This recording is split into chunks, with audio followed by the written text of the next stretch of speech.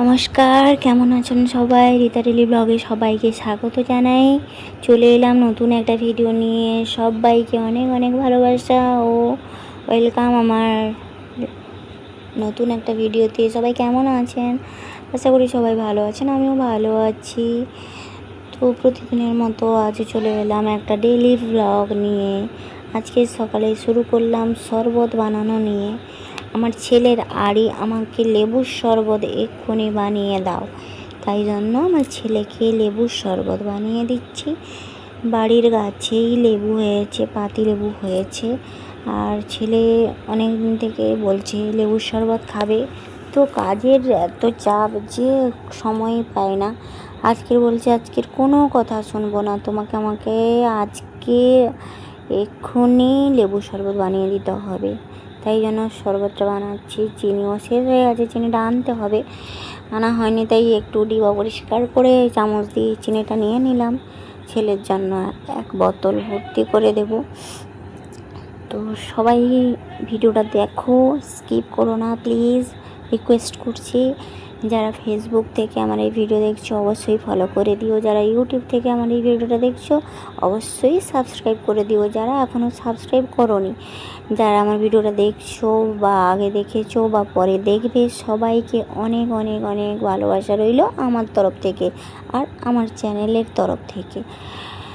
তো এই যে লবণ দিয়ে দিলাম, চিনি দিয়ে দিলাম, চামচ দিয়ে চিনিটাকে একটু গুলিয়ে নিয়েছি। মানে অনেক সময় গুলিয়ে চিনিটাকে দানাটাকে মেরে নিয়েছি। এবার একটু এই কাপটা নিয়েছি, এই কাপটা আমার ছেলে পুরস্কার পেয়েছিল, কুইজে ফার্স্ট হয়েছিল, তাই জন্য পুরস্কার পেয়েছিল। অনেক দিন আগের কাপ, তো কাপটা একটু নষ্ট হয়ে গেছে দেখা যাচ্ছে। তো ছেলের স্মৃতি একটা, মানে কুইজে প্রথম হয়েছিল, সেইখানে গিফট এই কাপ ছাড়া সে খাবে না। প্রথম যেটা হয় সবারই, নতুন জিনিসে খেতে ইচ্ছে করে। আমার ছেলেও সেরকমই।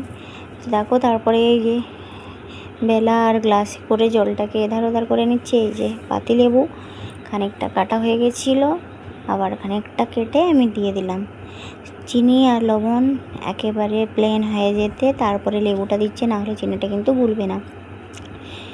তো কার কার লেবুর জল খেতে ভালো লাগে বলো? মানে চিনি, লবণ, লেবুর জল কার খেতে ভালো লাগে? আমার তো দারুণ লাগে, আর আমার ছেলেও খুব পছন্দ করে, তাই জন্য বানিয়ে দিচ্ছি। আর চলো সারাদিন কি করি তোমাদের দেখাবো। অবশ্যই বেশি বড় হবে না ভিডিওটা, তোমাদের বেশি বোর ফিল হবে না। এই যে এক বোতল গড়িয়ে দিচ্ছি ছেলেকে। ছেলে বলেছে আমাকে এক বোতল তৈরি করে দাও, আমি সারাদিন ধরে খাবো, এই জন্য এক বোতল গড়িয়ে দিচ্ছি। অবশ্য 1 ঘন্টার মধ্যে শেষ হয়ে যাবে। এমনি জল হলে তেমন খেতে পছন্দ করে না, তো লেবুর শরবত এই জন্য তাড়াতাড়ি খাওয়া হয়ে যাবে। জায়গাটায় যে পরিষ্কার করে নিলাম, তারপরে গিয়ে বাড়ির টুকটাক কাজ করব। কি করি অবশ্যই শেয়ার করব। এই যে দুধ এসছে, বাড়িতে দিয়ে গেল, দুধটা ছেঁকে ফ্রিজে ঢুকিয়ে দেব মাখন তোলার জন্য। মাখন আজকে এখন বসালাম, হয় সন্ধ্যার দিকে দুধের মাখন তুলবো, না হলে কালকের সকালে দুধের মাখন তুলবো। এইভাবে ঘিটা মারি আমি। আর বাকি দুধের চা খাওয়া হয়, আর যদি নিরামের দিন হলে ভাতের সঙ্গে একটু দুধ দিয়ে ভাত খাই। এই ফ্রিজে ঢুকিয়ে দিচ্ছি।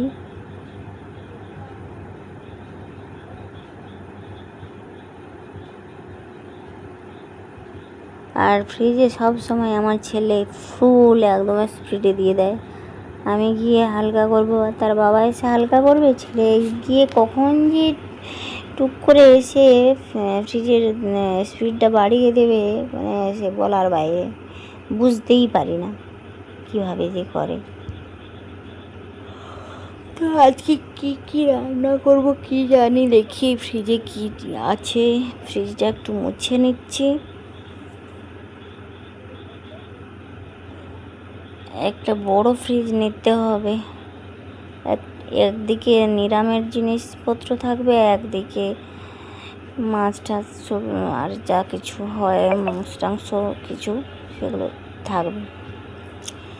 তো এই যে ফ্রিজটা মুছে নিই, আর একা একা বসে কাজ করছি, মোবাইলে গান চালিয়ে দিচ্ছি, তোমাদের অনেক লাইভে জয়েন হই, অনেক ভিডিও দেখি, সেগুলো হচ্ছে এক পাশে, আর এক পাশে মোবাইলে গান চলছে আর আমি কাজ করছি। একাই তো বাড়িতে, আর তো কেউ নেই আমার সঙ্গে কথা বলার। হাজব্যান্ডও কাজে বেরিয়ে গেছে, ছেলেও কাজ পড়ছে, আর আমি এখানে টুকটাক কাজ, বাড়ির কাজ করছি, ভিডিও করছি, তারপরে ভিডিও দেখছি, লাইভ দেখছি, গান শুনছি, এই করতে করতে টুকটাক সময় আমার কেটে যায়। তারপরে যেদিন অঞ্চলে ডাক আসে, ব্লকে ডাক আসে, সেদিন চলে যেতে হয়।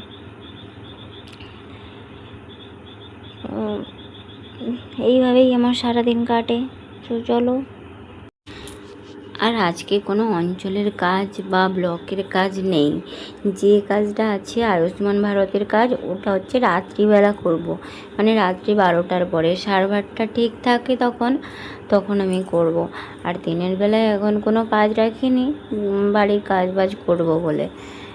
আর ডাকও নেই তেমন, আর এখন ডাক থাকলেও যেতে পারবো না, কারণ ছেলের পরীক্ষা চলে এসছে, তো এই কারণে ছেলেকে একটু সময় দিতে হবে।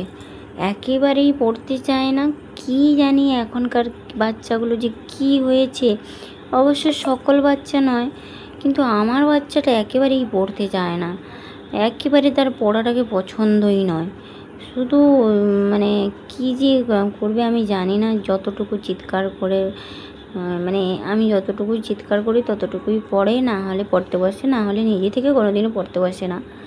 তো এখানে সবজি আমি ফ্রিজ থেকে বের করে নিয়েছি, কুঁদলি, পেঁপে, পটল, আলু। পেঁপে প্রত্যেক দিনই আমার থাকে, পেঁপে সিদ্ধ, পটল সিদ্ধ প্রত্যেক দিনই আমার খাওয়ার মেনুতে থাকে। কোলেস্টেরল হাইয়ের জন্য সব সিদ্ধ খেতে হয়েছে। চোখের ওপরটা একেবারে ফুলে ঝুলে গেছে।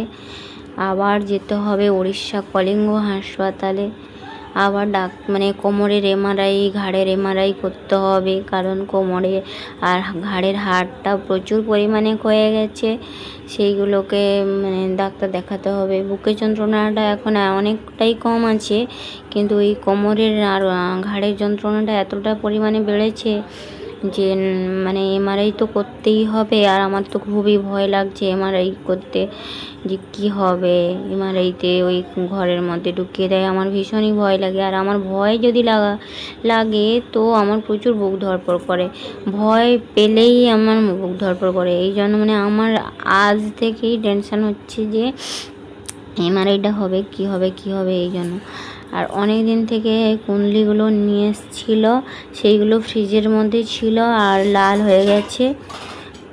অবশ্য আমি যে রান্নাটা করি আমার ভালো লাগে না, আর আমার বরের ভালো লাগে, কিন্তু আমার বৌদির হাতের রান্না আমার খুব ভালো লাগে। কুঁদলি যে ভাজা আমার বৌদি করে আমার খুব ভালো লাগে, কিন্তু আমি যে রান্না করি আমার ভালো লাগে না। আমার মনে হয় যে আমার বৌদির হাতের রান্নাটা আমার খুবই ভালো লাগে।